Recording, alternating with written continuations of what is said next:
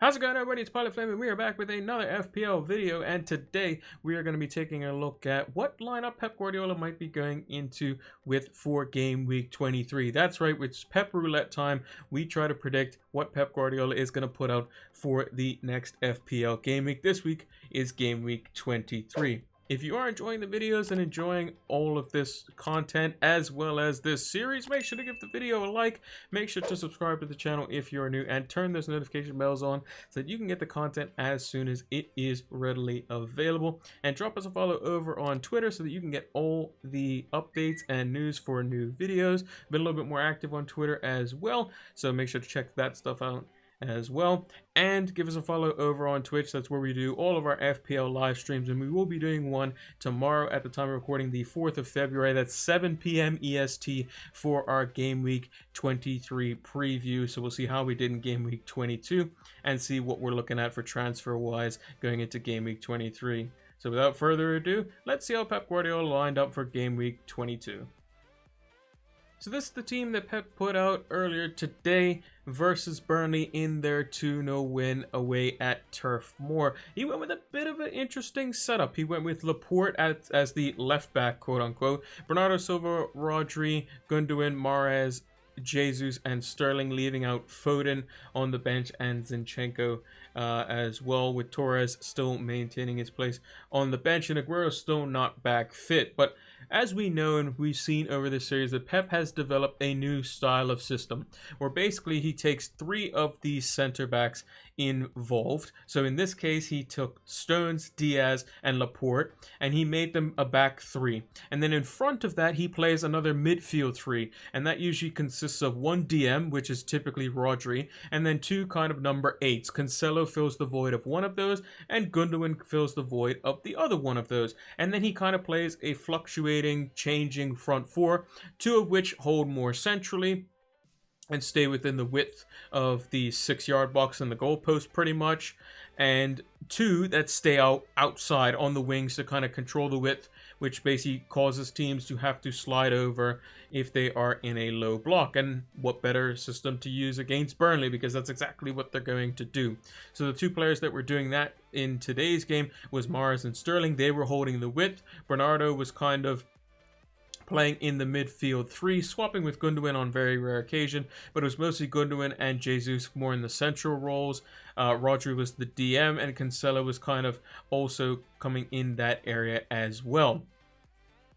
Also, we had Laporte kind of playing as the left-sided center back, Diaz as the center, and Stones as the right-sided center back. And they don't really need much cover else at the back because City press so high up the pitch. When they do lose the ball, they can get it right back, and they're not threatened on the break, especially with Burnley, who they had their fastest two front men in Vidra and Rodriguez, and that still wasn't enough. Vidra had a couple of chances, could have potentially done better, but overall the pace of Laporte, Diaz is decently quick, Stones is decently quick, Cancelo is also pretty fast as well.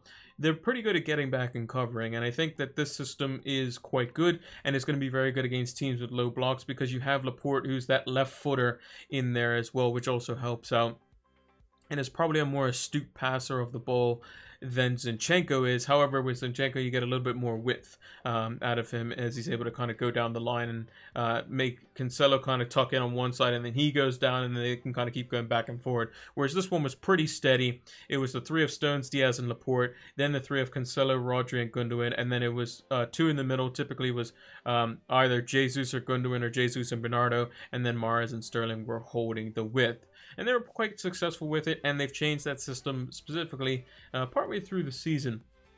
And it's kind of helped out a lot since De Bruyne has been out, as they're still able to maintain their creativity while still being able to keep clean sheets, which they've kept 13, which is the most in the league so far. So that's 13 out of 22 games. That's not a bad ratio. That's over 50%. And they're probably going to keep it up going forward as well, assuming they keep the certain key members fit.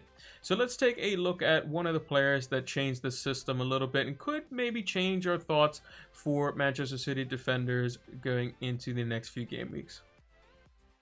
So that defender that I was mentioning is Aymeric Laporte. He's come back in recent games as he was out for a little bit of time due to a little bit of injuries he's been kind of, on and off with. He's been one of those players that on his day is probably one of the best center backs in the league, has a fantastic left foot, a great array of passing, very good in terms of tracking back, decent in the air, and has a decent bit of pace about him as well. So he just got the 38 minutes against West Brom and has played 90 minutes in the last 2 games, one of which was at center back, the other one was at left back. Although in the Sheffield United game, I will note that Pep made changes to where he kind of slid along over to left back as well.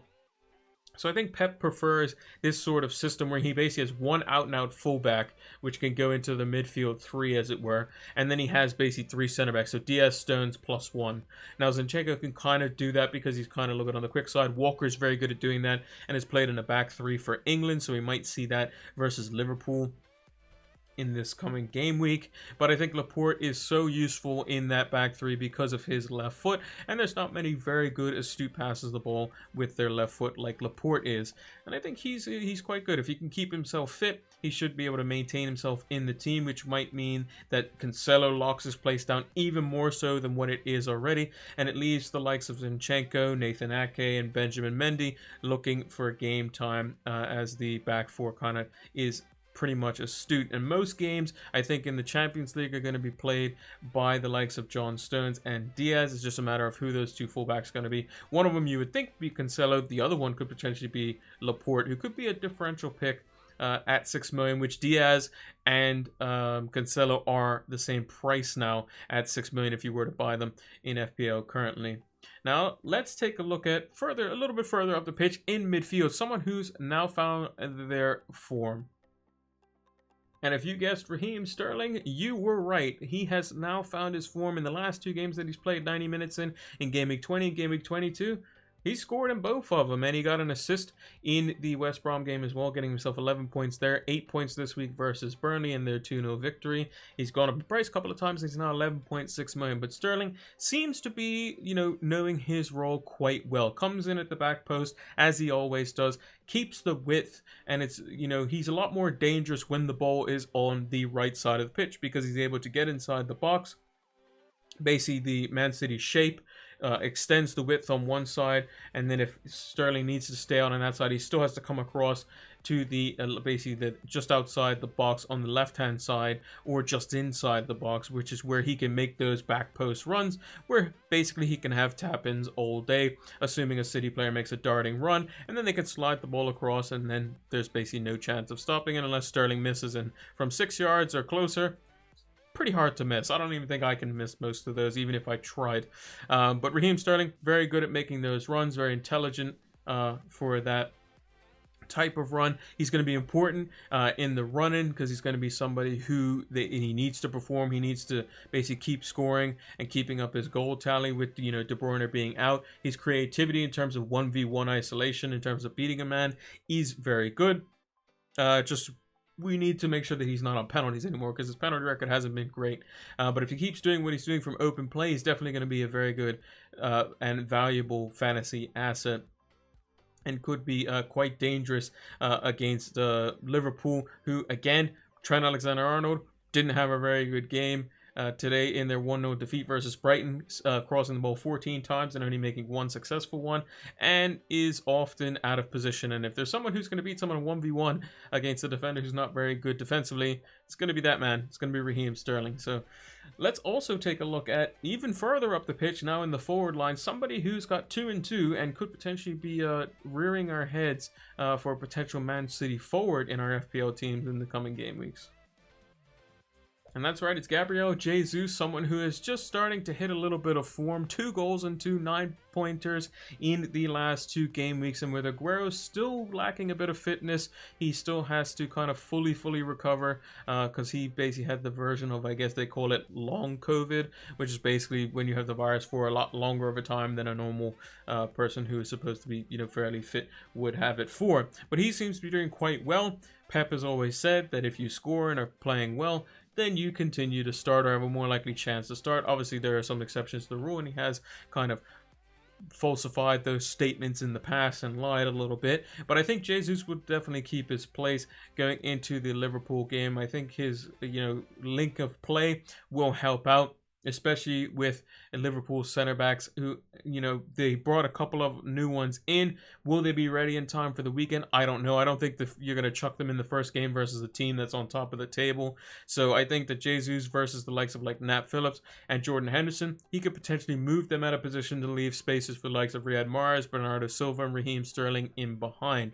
His form before that was a bit up and down. He had also suffered with COVID himself. He also had like a problem, I think it was like with his teeth or some type of like problem that he had with his jaw, and he was had a little bit of pain from that and seemed to be distracting him a little bit, but he seems to be back in form now. He just needs to basically finish his chances. You're a Man City striker. We know the golden rule in FPL that if one Man City striker is out for any period of time that's over 2 to 3 game weeks, you bring in the other one, and Jesus is definitely that. How far Aguero is away, we don't know as of yet, but if you had brought him in for the Sheffield United and the Burnley games, you're looking pretty good right about now. And I would say definitely hang on to him even for the Liverpool game, because I wouldn't be surprised to see him pop up with a goal, pulling one of the center backs out of position and just tapping one home. But yeah, Jesus has been playing quite well, and it's been kind of someone they can also just hit the ball up to, who can link up play and allows for the midfielders to flourish even more. So with that being said, let's see how I have Pep Guardiola potentially putting his lineup out for game week 23. So this is how I think Pep Guardiola will line up versus Liverpool at Anfield in game week 23. I think he only really makes one change, and that's going to be Laporte on the bench, who's going to be brought out for the likes of Kyle Walker, and then Cancelo's going to be shifted over to left back, with Raheem Sterling out on the left as he was the last game. Jesus through the middle, Mahrez on the right, Gundogan, Rodri, and Bernardo maintain their places in midfield, and Stones and Diaz, the partnership that has been so good at center back, as well as Ederson obviously maintaining his place in goal. And the reason I think he's going to do this is mainly because Kyle Walker is somebody that is going to provide a lot more pace, and he's going to be able to cover in behind. And what he's going to be able to do is basically track the deep runs from Salah that are typically more centrally. Walker can kind of cover in behind Stones and Diaz if they were to go higher up the pitch. He's able to get across the field a lot in that regard. And if Sadio Mane plays, then in a 1v1 scenario, he's going to have him matched for pace. So I think Walker will definitely come in there. And also Laporte, remember, he's coming off an injury. He, can't keep playing 90 minutes. Cancelo was also rested as well for a third of the game. He came off at around the 60-minute mark, which was good to see him get some rest. He has had quite a bit of it, but obviously Pep knows how important Cancelo is. But I don't think any of the midfielders need dropping. Bernardo Silva's been in good form. Roger's been doing quite well and excelling a little bit better in midfield in terms of his pressing, in terms of his defensive attributes. Gundogan's been excellent throughout this whole run. Mahrez looked decent. Maybe Foden comes in, but I don't think he deserves anything, or anything that was warranted for him to be dropped in this game. He's been holding the width quite well, and I think that he can basically kind of, not have to worry about tracking as much in terms of tracking back. He'll still press as he normally does, but with the assurance of Walker in behind him, he knows that he's got some, security pace-wise if, Robertson were to go flying by him.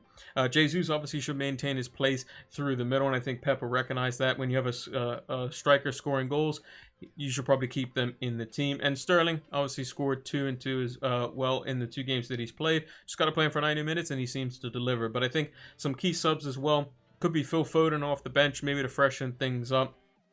Maybe he comes in for Bernardo Silva. We'll have to see, because he's been playing quite a few games in a row. Ferran Torres will obviously still be waiting in the wings. Zinchenko will probably still be on the bench as well. Maybe Aguero features on the bench. We're still not sure of his fitness, but I think this is the lineup that Pep Guardiola will go with in Game Week 23. And that's going to do it for our Game Week 23 edition of Pep Roulette. If you are enjoying the videos and enjoying this series, make sure to give it a like. Make sure to subscribe to the channel if you haven't done so already. And make sure to turn those notification bells on so that you can get the content as soon as it is readily available. And also give us a follow over on Twitter so you can keep up to date with all the content that is coming out across all the different platforms. And follow us over on Twitch so you get notified when we go live for our FPL streams, which we will be doing one for our Game Week 23 preview. That's going to be tomorrow, 7 p.m. EST. Make sure to check the pinned comment down below to see the exact date and time so that you can come join us over on the live stream over on Twitch. Thanks for watching, and until the next one, take care.